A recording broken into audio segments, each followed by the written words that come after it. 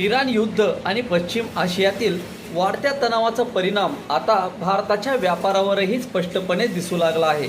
हॉर्मुझ समुद्रधुनी बंद झाल्यानंतर भारताच्या निर्यातीच्या मार्गात मोठा बदल झाला असून त्याचा थेट परिणाम भारताच्या एक्सपोर्ट मार्केटवर झाला आहे. एप्रिल 2026 सिंगापूरने संयुक्त अरब अमिरात हिला मागे टाकत भारताचा दुसरा सर्वात मोठा निर्यात भागीदार म्हणून स्थान मिळवले आहे. अमेरिकेनंतर आता सिंगापूर भारतासाठी सर्वात मोठ्या निर्यात बाजारांपैकी एक बनला आहे.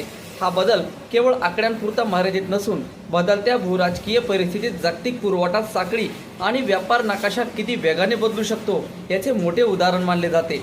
एप्रिल 2026 भारतातून सिंगापूरला होणारी निर्यात तब्बल 180% वाढून $3.20 अब्ज पोहोचले आहे. गेल्या वर्षी याच कालावधीत ही निर्यात $1.14 अब्ज इतकी होती. दुसरीकडे UAEला होणारी निर्यात 36% घसरून $2.18 अब्ज आली आहे.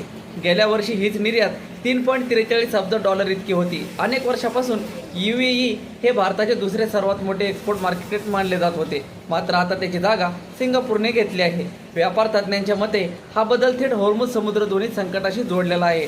मार्च 2026 पासून हा महत्त्वाचा समुद्री मार्ग अस्थिर झाल्यानंतर UAE मार्गे मालवाहतूक करणे अधिक महाग आणि जोखमीचे बनले आहे. त्यामुळे भारतीय निर्यातदारांनी पर्यायी मार्गांचा शोध घेण्यास सुरुवात केली असून सिंगापूर हा त्यातील सर्वात सुरक्षित आणि प्रभावी पर्याय ठरत आहे.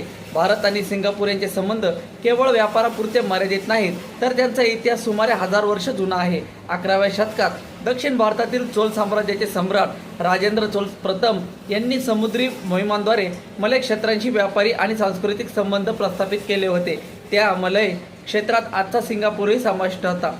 सिंगापूरचे मूळ नाव सिंहपुरा म्हणजे सिंहाचे शहर हे संस्कृत भाषेवर आधारित असल्याचे मानले जाते. यावरून भारत आणि सिंगापूर यांच्यातील ऐतिहासिक नाते स्पष्ट आहे.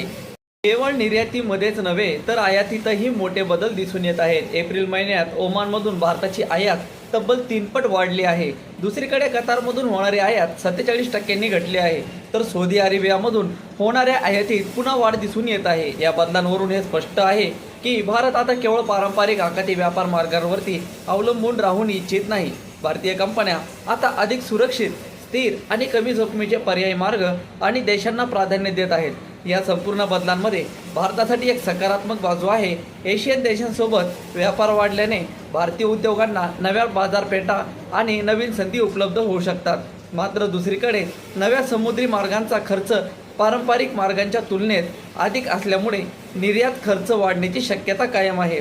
जर स्ट्रेट ऑफ हॉर्मुझमधील संकट दीर्घकाळ सुरूच राहिले तर सिंगापूर भारतासाठी कायमस्वरूपी मोठे निर्यात केंद्र बनू शकते. त्यामुळेच आता भारताचे लक्ष दक्षिण पूर्व आशिया आणि एशियन देशांसोबत व्यापार संबंध अधिक मजबूत करण्यावरती केंद्रित झाले आहे. तर मित्रांनो, तुम्हाला हा व्हिडिओ आवडल्यास नक्कीच आपल्या यूट्यूब चॅनलला सबस्क्राईब करा, फेसबुक पेजला फॉलो करा.